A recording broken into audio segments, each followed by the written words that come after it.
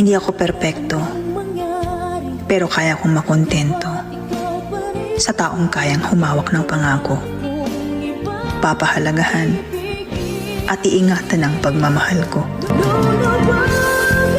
Hindi ako perpekto, pero kaya kong makontento sa taong kayang humawak ng pangako, papahalagahan at iingatan ang pagmamahal ko.